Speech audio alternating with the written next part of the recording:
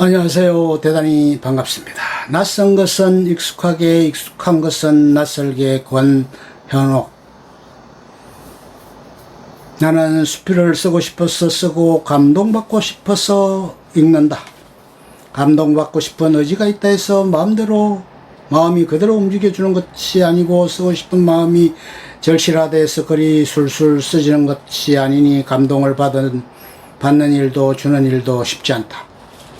너그럽지 않은 마음으로 코미디 프로를 보기 전의 기분보다 더 찜찜해지고, 말을 많이 하고 난 뒤 등이 여전하여 뒤를 보이고 싶지 않은 것처럼 나도 쓰고 싶은 글을 쓰지만 부끄러움만 남는다. 활자로 남아 불쑥 누군가에게 감동은커녕 대수롭지 않은 일상으로 다가가 삶을 더 시들하게 할까 염려되어 갈수록 쓰는 일이 힘들다. 그럴 때 나는 처음 수필을 사랑하게 된 시점으로 달려가 힘을 채우고 마음을 데운다. 수필에 대한 사랑이 어떻게 시작되었던가? 욕심도 질투도 없이 다가가서 이유 없이 흥분했던 시기가 있었다. 과거와 현재에 무단히 퇴적해 놓았던 글에 대한 열망이 무의식적으로 살아나 선별의 기준이 되었다면 이유 없이라는 말은 거짓일지 모른다. 허구도 과장도 없이 편안하고 진솔한 수필의 모습에 가슴이 떨렸던 인연은 행운이었다. 시는 화려한 매무새와 말 듯한 입술의 모호한 미소, 그리고 왁스를 먹인 것처럼 세련된 언어들이 매력적이지만 매력 때문에 진실이 잘 안 보였을 때 나는 수필을 만났다.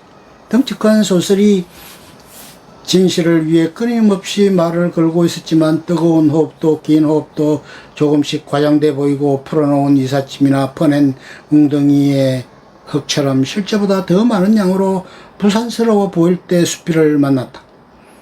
실컷 속으로 보이는 어슴푸레한 살결 같은 시의 모습과 뼛속까지 훑어내린 소설의 모습도 멋져 보였지만 마음을 먼저 보고 싶은 안달이 생겼을 때 수필을 만났다. 짧은 시를 쓰고 있는 바쇼가 말했다. 모습을 먼저 보이고 마음은 감추라. 그러나 나는 순수하고 진실된 마음을 먼저 보고 싶었다. 따뜻한 방을 마련해 두고 마음을 열어두고 싶다고 생각했을 때 수필을 만나 사랑하게 되었다. 시장길을 조금 느낄 때 양과 속도를 잘 지키면 고소한 비스킷 같은 수필을 만났던 거다. 그때 그 사랑으로 세상이 환했던 짜릿함을 잊지 않으려 한다.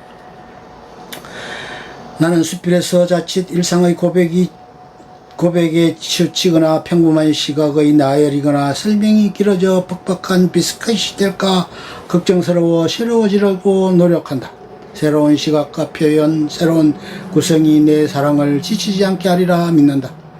고속도로 휴게소에서 아는 사람을 만난 적이 있다. 어찌나 반가운지 어떻게 이 시간 이 장소에서 만날 수 있느냐고 호들갑을 떨었다. 만일 그 사람을 알지 못했다면 그 사람이 내 어깨를 쳤다 한들 그냥 지나쳤을 것이고, 편치 않은 관계라면 못 본 척 했을 수도 있고, 좋지 않은 관계였다면 원수는 외나무 다리에서 만난다더니라는 말을 읊었을지도 모른다. 그러니 반가움의 이유는 이미 잘 알고 있는 좋은 관계이거나 편한 사람이라는 것이고, 더 중요한 것은 낯선 곳에서 만났다는 것이다. 모든 예술이 그렇거니와 수필도 마찬가지다. 알고 있는 관계란 우리가 일상 겪는 경험을 뜻하는 것이고, 반갑다는 것은 알고 있는 것을 새로운 시각으로 본 사색의 결과이거나 표현이며 구성이었을 것이다. 그리고 기분 좋은 만남이란 글 쓴 사람의 성장에서 풍기는 향내 때문일 것이다. 그래서 나는 조금은 낯선 곳에서 익숙한 것을 만나는 즐거움, 익숙한 것에서 낯선 것을 발견하는 즐거움, 그런 수필을 꿈꾸면서 쓴다. 소재를 찾을 땐 약간의 영감에 의존하는데 어떤 물건이나 아주 짧은 현상에서 인생의 한 끗이 반짝 스치면 그날은 복권에 당첨된 것처럼 반갑다. 마치 맞선을 보는 것과 같아. 상대방이 문을 열고 들어와 두리번거리는 순간 맞선 상대임을 직감하게 되고, 걸어오는 순간 이미 환호와 답답함으로 마음이 흔들린다. 그러나 막상 첫눈에 반해서 줄줄 쓰질 것이라고 생각했던 소재도 차츰 매력을 잃고 시들해지는 경우도 있고, 대화를 하는 과정에서 매력을 발견하고 첫인상을 극복하듯 소재도 계속 바라보고 정이 들면 들면 새록새록 예상했던 것과 다른 글이 나오기도 한다. 그래서 한번 맞선을 본 소재는 버리지 않는다. 인연은 모두 소중하니 소재 창고에 잘 넣어두고 종종 들여다본다. 나는 이때 평범한 소재와 독특한 소재를 평가하기도 한다. 평범한 사람에게서 의외의 개성이 발견되고 개성이 강한 사람 속에서 의외의 편안함을 발견하여 매력을 느끼는 것처럼 수필에서도 평범한 소재는 새로운 시각이나 표현으로 접근하여 신선하고 반가운 글이 되길 원한다. 독특한 소재를 다룰 때는 그 독특함 속에서 평범한 진리를 꺼낼 수 있는 해안이 있어 감동을 줄 수 있다. 소재가 선택되면 어떤 경험과 연결하여 자연스레 주제를 드러내야 할까 고민한다. 화두를 갖고 심연 속으로 빠질수록 좋은 내용을 끌어올릴 수 있다. 감동은 의식하지 않는 사이에 흡입하는 공기처럼 존재해야 하니 어떤 구성을 넣을 것인가가 중요하다. 구성은 사람의 마음을 끌고 다니는 핸들과 같다. 감정의 공회전을 주지 않기 위해 우회전과 좌회전 그리고 때로는 후진의 장치와 때로는 돌진의 장치로 긴장을 놓지 않게 하여야 한다. 엉뚱한 곳으로 끌고 가 본질을 잊게 한다든지 거칠게 끌고 가서 힘들게 한다든지 너무 천천히 데려가 답답증을 유발해서도 안 되기 때문에 전체적으로 그 글에 꼭 필요한 유기적인 관계에 있는가를 살펴야 한다. 그러나 흐름 즉 구성이 처음부터 끝까지 잡히지 않으면 컴퓨터나 노트에 적어놓지 않는다. 활자화된 순간 그것은 내 의식을 고정화시켜 옴짝달싹 못하게 하므로 나는 자유롭고 싶다.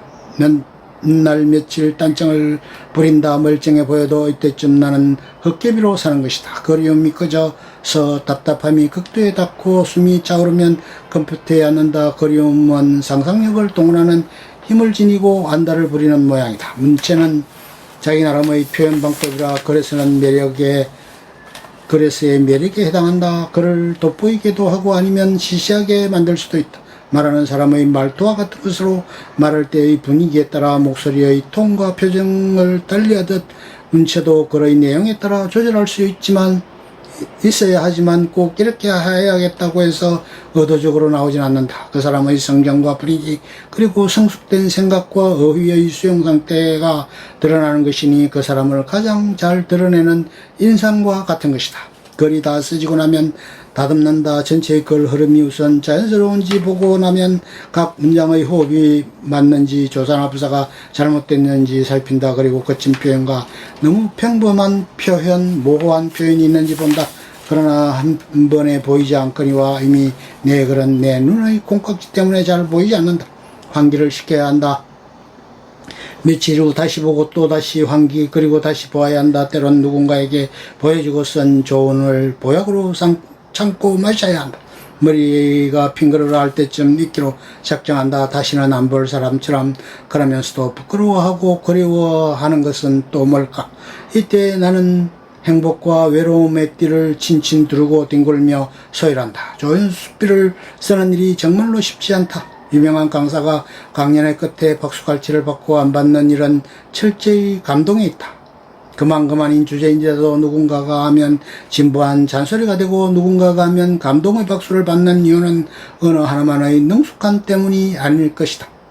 어느 것이었던 마음을 새롭게 건드려 주었기 때문일 것이다. 나는 수필을 쓰기 전에 평범한 하루 속에서 조금씩 새로워지려고 노력했는지를 점검한다. 그리고 묻는다. 오늘도 잔잔한 감동으로 하루를 살았느냐고.